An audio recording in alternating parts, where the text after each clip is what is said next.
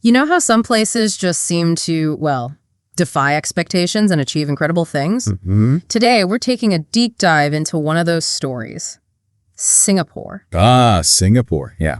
This tiny island nation, against what seemed like impossible odds, has become a real powerhouse when it comes to global wealth. It's quite a story when you really look at where they started. Right. Imagine this. A former British colony, tiny bit of land, and with absolutely no significant natural resources. None. No oil, no coal, nothing like that. Nope. No oil, no coal, no gas fueling any early growth. And get this, back in 1947, reports were describing parts of Singapore as having some of the worst slums anywhere in the world. Wow. That really puts it in perspective. The challenge was huge. Just immense, yeah. It almost sounds like, the beginning of a story where things are destined to go wrong. You'd think so. But today, Singapore boasts one of the highest GDP per capita figures globally. It's incredible. It really is. So our mission in this deep dive is to understand how this massive transformation actually happened. Mm-hmm. We're looking at how Singapore, as a nation built its wealth, and just as importantly, how that translated into wealth for its people. And we've got some really fascinating material here that unpacks this whole economic ascent. Definitely. So where do we start? Independence. Yeah. I think that's the key turning point, as many sources point out. Singapore's independence in 1965 and the leadership of Lee Kuan Yew. Ah, yes. Lee Kuan Yew. He was there for a long time, wasn't he? Yeah, a very long time. Over 3 decades as prime minister, starting way back in 1959. 30 years. And his focus was absolutely pivotal. A very clear, very consistent focus on economic development, like right from the get-go. And the numbers, the sheer numbers really show the scale of this change. They do. Over just the last 2 decades, Singapore's total GDP, it's grown by an astounding 295.8%. Almost 300%. Yeah, reaching $673.3 billion in 2023. Wow. And to give that some context, back in the year 2000, it was around $165.6 billion. Just a massive leap in economic output. Truly massive. And it's not just the country's total wealth, right? What about individuals? Well, that's equally striking. The GDP per capita, which is, basically the average economic output per person, it jumped from $41,343 in 2003. Okay. To $113,779 in 2023. Whoa. So that's a, 175% increase? 175.2% increase, yeah, in just 20 years. It really highlights the speed of their economic progress. Incredible speed. And it's not just about what the economy produces each year, is it? They've also built up huge savings, national reserves. Exactly. Singapore has accumulated really significant national reserves. Yeah. We're talking about joining what some people call the $1 trillion club. $1 trillion? Seriously? Oh, Singapore dollars, but yeah. You got the Monetary Authority of Singapore, MAS, that's like their central bank, but it also manages huge funds. Right. As of late 2024, they held around $505 billion. Okay, $500 billion just there. Then there's GIC Private Limited. They manage at least US $100 billion, which translates to roughly $135 billion around that same time. And don't forget Temasek Holdings. They held $389 billion as of March 2024. Okay, let me add that up. 515 plus 135 plus 389. That's over $1 trillion. $1.029 trillion. At least $1.029 trillion, or about US $762 billion. And yeah, some of the material we looked at even suggests the actual figure, especially for GIC, could be, considerably higher. They're quite private about the exact numbers. That's just a staggering amount of money saved up. And how does that stack up globally? Well, it's pretty impressive. According to the Sovereign Wealth Fund Institute, they track these huge government investment funds, right? Yeah. GIC and Temasek rank 7th and 14th, respectively, worldwide, in terms of assets. 7th and 14th. So they're major players on the global financial stage. Absolutely. It really speaks to Singapore's significant financial influence. And does that translate into confidence from, lenders and investors? Definitely. To top it all off, Singapore holds a AAA credit rating. The highest possible. The highest you can get. Think of it as getting the top score for financial trustworthiness. It basically signals a very, very low risk of them not meeting their financial obligations. Investors love that. Okay, so the nation is clearly very wealthy, incredibly well managed financially. But let's shift focus a bit. How wealthy are Singaporeans themselves? Did this national success trickle down? That's a really important question. And the data shows, a generally positive trend. We've seen a steady upward climb in the median gross monthly income for people in full-time jobs. Okay. Over the last decade alone, it increased from $3,705 to $5,197 in 2023. So a noticeable increase. Yeah, and we have some figures from earlier, too, just to show the trend. Like $3,000 in 2010, then $4,437 in 2018, $5,070 in 2022. It's been a consistent rise. Consistent growth in income. What about overall wealth, like savings, assets? Right. So the Credit Suisse Research Institute, they do this big global wealth report. Their 2023 report gives us a snapshot. The mean wealth per adult, so the average, is a pretty significant at $516,991. That actually puts Singapore in the top 10 globally for mean wealth. Top 10. Wow. But averages can be skewed by the super rich, can't they? That's exactly the point the report makes, too. The median wealth per adult, that's the middle value, half have more, half have less, that sits at $134,308. Okay. Still substantial, but quite a bit lower than the mean. Right. It gives a more, let's say, representative picture for the typical person. But the report also highlights a really substantial number of millionaires. Oh, yeah. How many? 332,491 millionaires, to be precise. Wow. And that includes 78 individuals with over $500 million in wealth. $500 million. Any famous names mentioned? Yeah, they mentioned figures like Eduardo Saverin, the Facebook co-founder. You moved there. For Xiaodong Li from Sea Limited, and Wei Chou-ya, the banker. So there's definitely significant wealth at the top end. But does everyone share in this? Is there an issue with inequality? Well, yes, that's crucial to acknowledge. Wealth isn't evenly spread.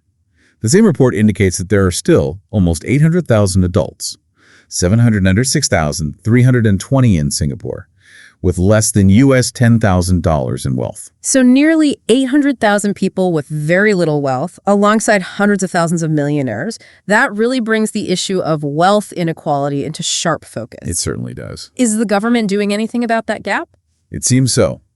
The sources we looked at definitely highlight active efforts to redistribute wealth. Yeah. Things like GST vouchers, that's like a sales tax rebate for lower income households. Okay. And CPF top-ups, which is extra money put into their mandatory retirement savings accounts. So direct support. Yes. And quite significant support in some cases. In 2023, for example, households living in the smaller 1- and 2-room public housing flats, which typically house lower income families, they received an average of $13,623 per household member in government transfers. $13,000 per person in those households? That's quite substantial. It is. It suggests a real commitment to ensuring that the benefits of Singapore's economic success are shared, at least, to some extent, trying to soften the edges of that inequality. Okay. So we have this picture now.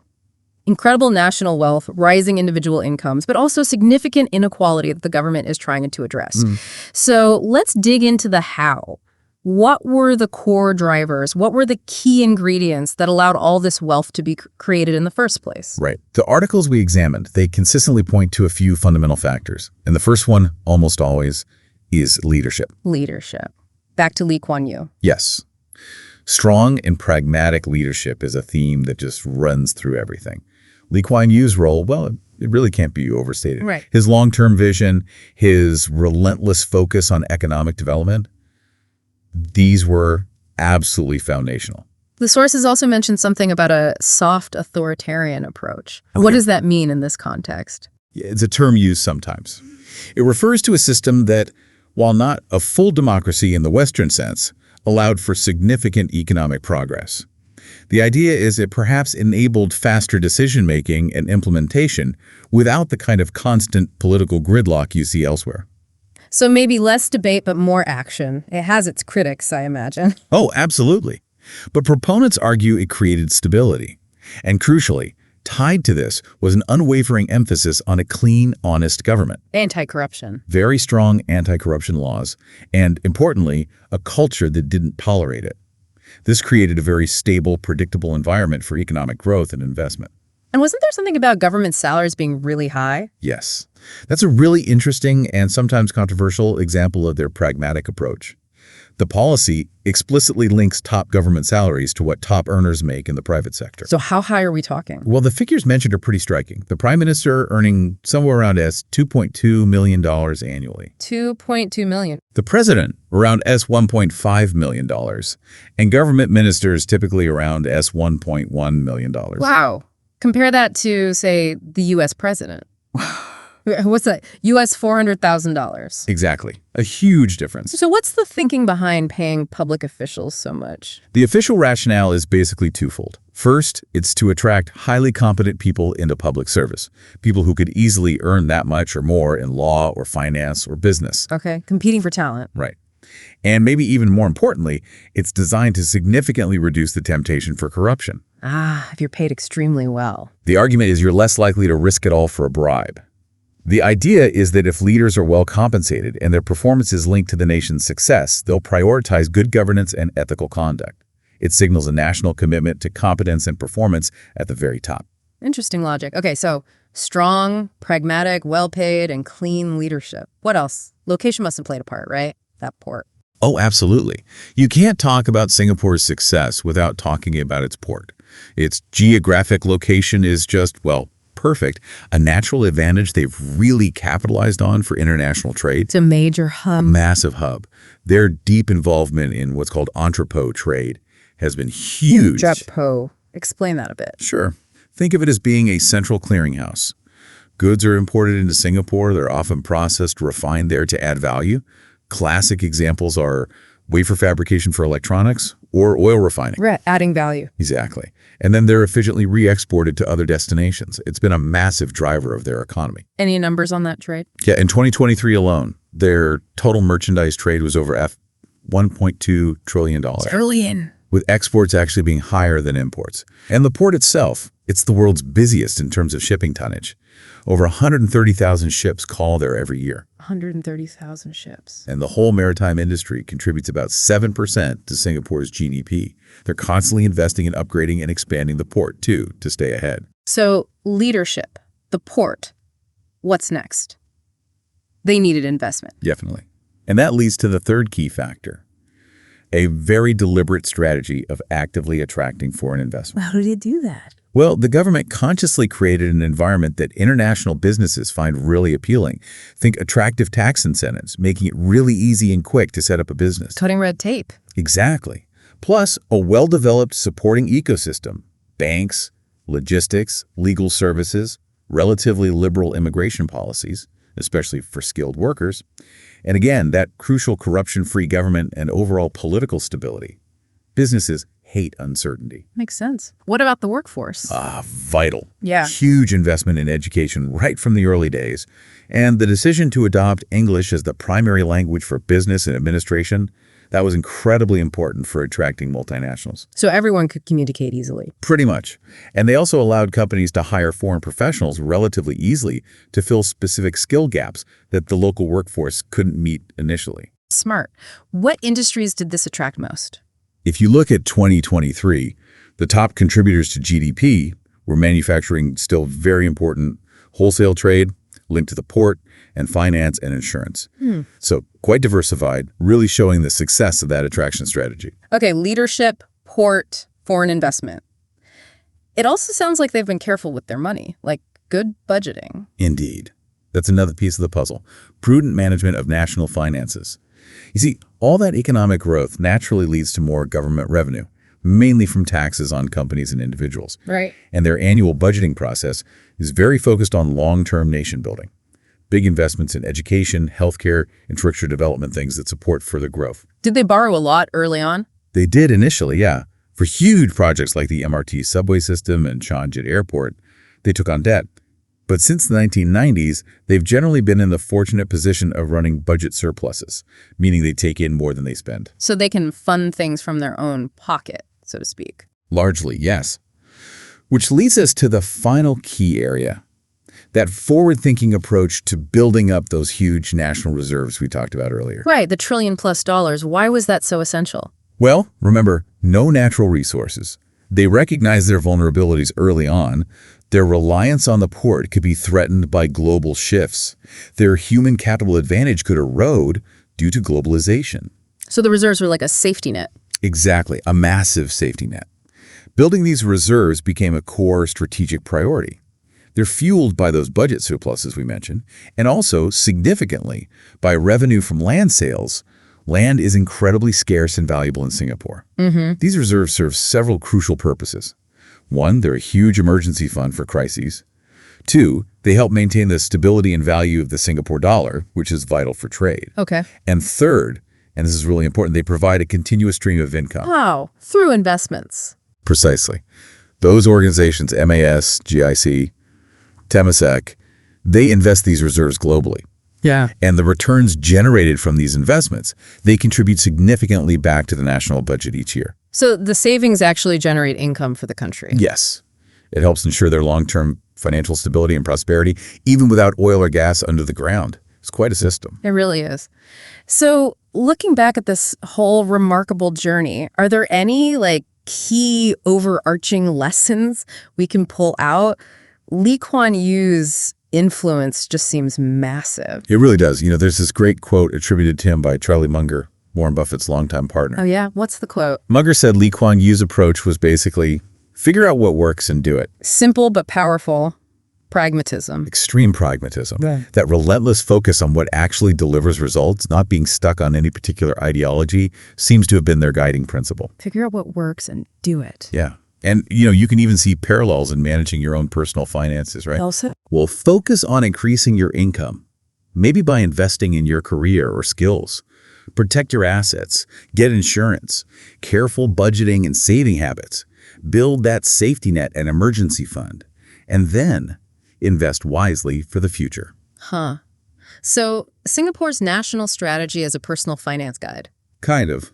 Maybe a bit of personal financial planning inspired by Singapore's approach wouldn't be a bad idea for many of us. It's also fascinating how different people interpret Singapore's success, isn't it? From different economic viewpoints. Oh, definitely. You have some, like the famous conservative economist Milton Friedman, who really saw Singapore as a shining example of free market principles. Because of low taxes and free trade. Exactly. Friedman often praised their economic freedom, contrasting it very favorably with places like Red China or Indonesia back then. But it wasn't purely free market, was it? You mentioned the government directing funds earlier. That's the counterpoint, and it's important. Much like Deng Xiaoping's China during its early reforms, the Singaporean government wasn't hands-off at all. They actively directed state funds and resources into strategic industries early on: shipbuilding, electronics, banking. They picked winners, essentially. So interventionist in some ways? Yes. And then on the other hand, you have economists with more, say, liberal leanings who applaud Singapore's government for providing significant social services. Like the public housing. Exactly. Their expensive public housing programs, the relatively accessible healthcare system. These are often highlighted as contributing hugely to social stability alongside the economic growth. They weren't just focused on GDP figures. So a mix of approaches. What about this Asian Switzerland idea? Yeah. That refers to a period, perhaps more in the past, where certain policies increased bank account secrecy. This likely attracted significant capital inflows, similar to Switzerland, though they've adapted policies more recently due to global pressures on transparency. Okay, and they're investing in startups now too. Big time. Over $1 billion recently directed towards boosting the startup ecosystem. It shows they're still thinking ahead, trying to foster innovation for future growth. But challenges remain, right? We mentioned inequality. Yes. While their average GDP per capita is incredibly high, around US $57,713, that inequality issue persists. If you look at the Gini index, which measures income distribution, Singapore still shows a wider gap between rich and poor compared to some other developed nations like the UK, Japan, or even the US, which itself has significant inequality. And then there are those specific policies people always talk about, like cars being incredibly expensive. Right. That's a very deliberate government intervention. The high cost of buying and owning a car is designed specifically to manage traffic congestion and pollution on a small island, while heavily promoting their, admittedly very efficient, public transport system. So wrapping it all up, how would you summarize their success? I think it comes down to overcoming those huge initial disadvantages, the geography, the lack of resources, through a really potent mix. It's consistently strong, pragmatic, and adaptable leadership. Policy focused on what works. Building a stable, orderly society based firmly on the rule of law. And a highly competent, relatively corruption-free government implementing those policies effectively. And maybe being small helped. That probably made it more manageable, yes. Yeah. A small, concentrated population on an island arguably makes implementing nationwide policies somewhat easier than in a vast, diverse country. It truly is an astonishing journey, isn't it? I mean, to go from being a struggling former colony just trying to survive to a global economic powerhouse in, well, a relatively short span of history. It really highlights this unique blend they've created: strategic leadership, smart, adaptable policies, and that constant focus on planning and investing for the future. Which, brings up a really interesting question for you, our listener, to maybe think about. Oh. Considering Singapore's very specific mix, that blend of free market ideas with really significant and often quite effective government intervention, what parts of their approach do you think could actually be successfully adapted elsewhere? Good question. Or, maybe just as importantly, which parts should perhaps be approached with real caution, given different contexts and challenges in other parts of the world? It really makes you consider the long-term impact of vision, pragmatism, and just relentless execution in shaping a nation's path.